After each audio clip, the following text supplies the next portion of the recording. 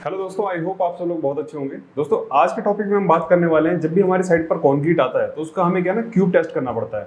तो ये cube test क्या होता है, इसको कैसे किया जाता है, इसका स्ट्रेंथ कैसे निकालते हैं, इसके जो मोल्ड होते हैं वो कैसे होते हैं, आज पूरा प्रोसेस हम समझेंगे। और दोस्तों इसमें कौन सा आईएस कोड लगाया जाता है, किस आईएस कोड से हम सीखते हैं, इस चीज़ को पूरा डिटेल में जानेंगे। तो चलिए दोस्तों वीडियो को स्टार्ट करते हैं। मैं राहुल कोहली आपका स्वागत करता हूँ रीइंफोर्स के डिजिटल प्लेटफॉर्म पर। चलिए दोस्तों वीडियो को स्टार्ट करते हैं।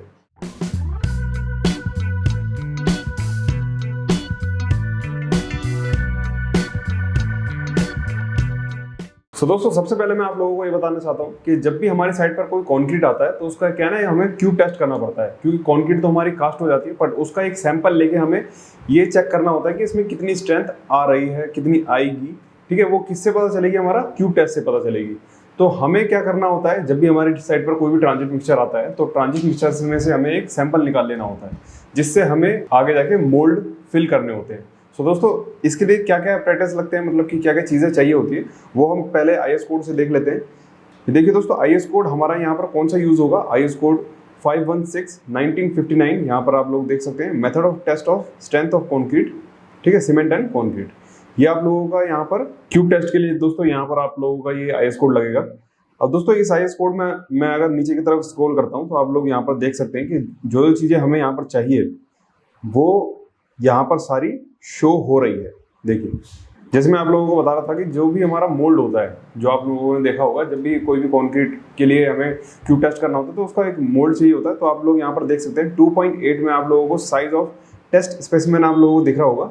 तो ये जो क्यूब आपका साइज होता है वो आपका कितना होता है, 15 सेंटीमीटर बाय 15 सेंटीमीटर का आपका होता है। मतलब कि तीनों साइज जो होने चाहिए उसकी लेंथ ब्रेथ डेप्थ जो होता है वो आप लोगों का 15-15 सेंटीमीटर के होने चाहिए। और दोस्तों इसमें एक चीज़ और लिखी हुई है कि 10 centimetre cubes may be used as an alternate.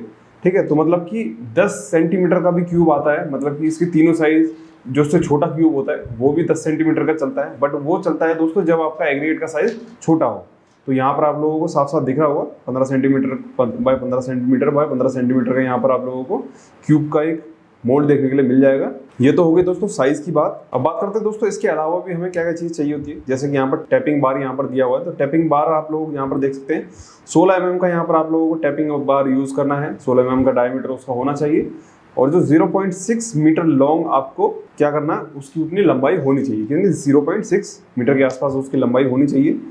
और ये आपका bullet pointed at the lower and, मतलब कि जो उसका लोअर एंड होगा वो एकदम बुलेट की तरह होना चाहिए। ठीक है, जिससे कि आप टैपिंग कर सकें। ठीक है, तो आप लोगों को ऐसे ही टैपिंग रॉड ले लेनी है। अब आते हैं दोस्तों इसके प्रोसीजर पे। मैं आप लोगों को धीरे धीरे करके सारा प्रोसीजर आप लोगों को समझा देता हूँ। देखिए दोस्तों, यहाँ पर आप लोगों को दिख रहा होगा procedure of casting of cube and testing.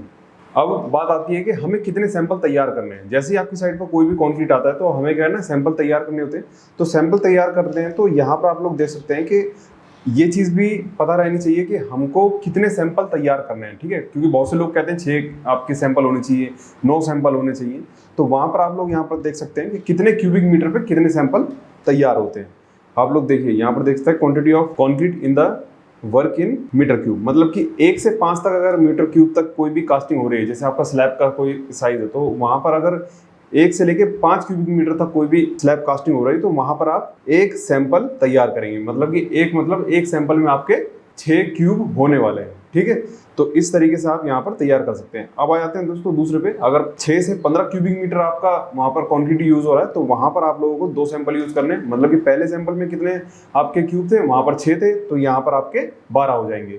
ठीक है, तो इसी हिसाब से यहाँ पर आप लोग उसको डबल करते जाएंगे। 16 से 30 है तो यहाँ पर 3 स्पेसिमेन हो जाएंगे। ठीक, फिर आपका 31 से 50 है तो आपके 4 स्पेसिमेन हो जाएंगे। फिर आपका 51 से ज़्यादा अगर क्यूबिक मीटर बैठ रहा है तो वहाँ पर आपके 4 से ज़्यादा स्पेसिमेन हो जाएंगे, मतलब कि सैंपल्स हो जाएंगे। ठीक है, तो एक सैंपल में कितने थे आपके, 6 क्यूब बैठ रहे थे। ठीक, तो ये चीज़ आप लोगों को वहाँ पर ध्यान रखनी है, क्योंकि ये सारी चीज़ क्यों होती है, ये होती है दोस्तों एक्यूरेसी के लिए। मान लीजिए आपके पास बहुत बड़ी स्लैब है तो वहाँ पर ऐसा तो नहीं है ना कि सिर्फ आप 6 क्यूब की टेस्टिंग करोगे। अब मान लीजिए कोई आपका बहुत ज़्यादा कहीं पर कंक्रीट यूज़ हो रहा है तो 6 क्यूब से क्या है ना, इतनी एक्यूरेसी नहीं निकल पाती। ये सारी चीज़ें क्या है, एक्यूरेसी निकालने के लिए ही की जाती है। इसी वजह से दोस्तों यहाँ पर जैसे जैसे आपका क्यूबिक मीटर बढ़ता जाता है, मतलब कि कंक्रीट बढ़ता जाता है, वैसे ही आपके सैंपल भी बढ़ते जाते हैं।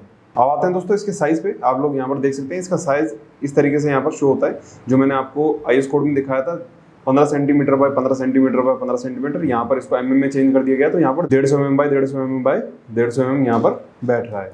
अब आते हैं दोस्तों इसमें कंक्रीट किस तरीके से फिल की जाए। जैसे कि मान लीजिए आपके पास यहाँ पर 8 यहाँ पर आपके सैंपल नजर आ रहे हैं, ठीक है। सैंपल तैयार करने से पहले या फिर इन क्यूब्स को तैयार करने से पहले दोस्तों इस चीज का हमेशा ध्यान रखना है कि इसमें ऑयल लगा रहने चाहिए और इसके जितने भी नट्स वगैरह होते हैं, बोल्ट वगैरह होता है, अच्छे से वहां पर टाइट हो रहने चाहिए ताकि इसका जो स्लरी वगैरह है कहीं से लीक ना हो, ठीक है। तो इस चीज का बहुत ज्यादा ध्यान आप लोगों को देना है। अब आते हैं दोस्तों इसको किस तरीके से भरा जाए।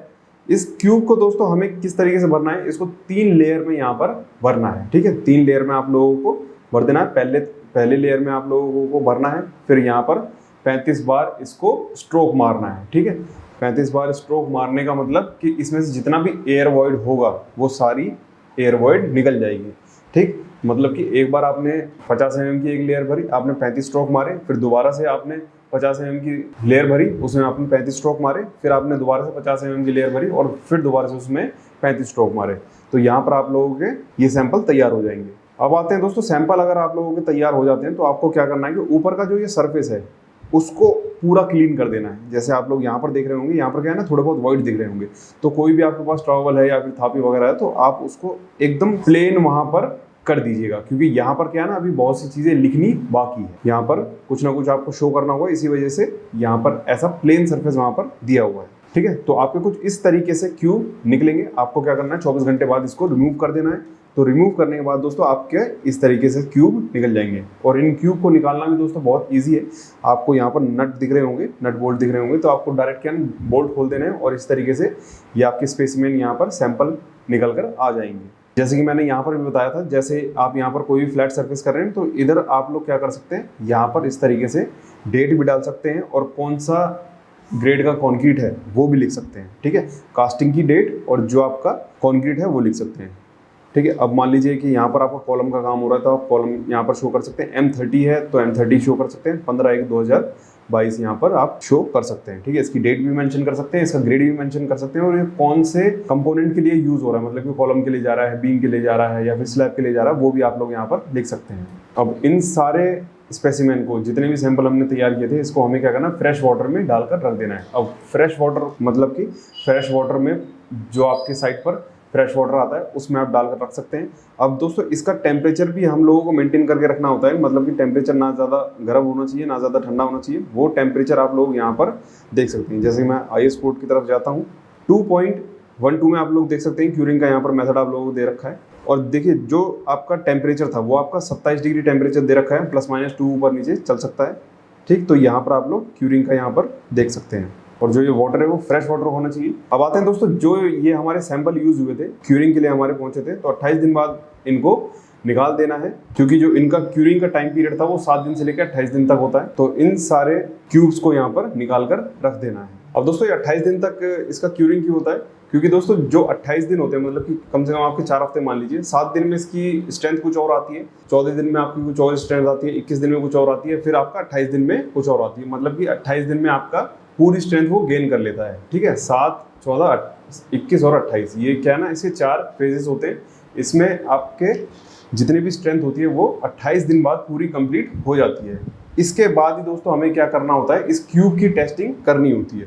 तो क्यूब की टेस्टिंग करने के लिए हमें दोस्तों ऐसी एक यूटीएम मशीन की जरूरत पड़ती है, जिसको हम कंप्रेसिव स्ट्रेंथ मशीन भी बोलते हैं बहुत सी जगह पर। तो ऐसे यूटीएम मशीन में हम इसको रख देते हैं और ऊपर से हम क्या करते हैं दोस्तों, लोड अप्लाई करते हैं और इसके साइड में ही दोस्तों मीटर लगा होता है। उसी मीटर में हमारी रीडिंग नोट हो जाती है कि कितना इस पे लोड लगाया है, 600 किलो न्यूटन का लगाया, 700 का लगाया, 550 का लगाया, तो वो वहाँ पर सारी चीज़ें नोट होती रहती है। और लास्ट में जब उस क्यूब में क्रैक आने लगते हैं, तो उस क्यूब में जब भी क्रैक आते हैं तो वो मशीन में क्या है, ऑटोमेटिकली वो उस पॉइंट पर आके रुक जाती है जहाँ पर क्यूब में क्रैक आने लगेंगे। जैसे 650, 700 कहीं पर भी क्रैक आया तो वहाँ पर वो उसका जो पॉइंट होता है वो रुक जाता है और हमें उसकी स्ट्रेंथ पता चल जाती है। ऐसे ही दोस्तों हमें क्या करना होता है, जितने हमने सैंपल यूज़ किए थे, जैसे कि 6 सैंपल यूज़ किए हैं, आपने 4 सैंपल यूज़ किए हैं, तो हमें क्या करना होता है कि 6 सैंपल का एक रिपोर्ट तैयार करनी होती है। उसी में से हमारा क्या होता है ना, पूरा एक एक्यूरेसी निकल जाती है। 6 सैंपल्स की हम पूरी स्ट्रेंथ ले लेते हैं, तो हम एक अप्रॉक्स आइडिया लग जाता है कि हाँ इस कॉन्क्रीट में इतना लोड वो सह सकता है,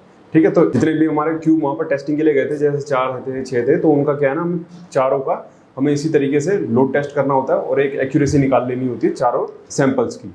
तो दोस्तों आप लोगों के लिए एक बहुत ही बड़ी अनाउंसमेंट यहाँ पर की जा रही है। दोस्तों रीइंफोर्स की 9th एनिवर्सरी चल रही है और हमारा जो प्रीमियम पैकेज है CPL construction project level training, उसको दोस्तों उसका प्राइस जो है वो अब कम कर दिया गया है। आप लोगों ने देखा होगा कि जब भी हमारा कोई भी CPL पैकेज था उसका जो प्राइस था वो आपका 17,000 रुपए के आसपास था और अब जो इसका प्राइस है वो आपका 5,999 रखा हुआ है, क्योंकि हमारी क्या है ना 9th एनिवर्सरी सेल चल रही है और इसके जो कूपन थे वो 121 कूपन थे और 121 कूपन जो थे वो बहुत ही जल्दी खत्म हो गए।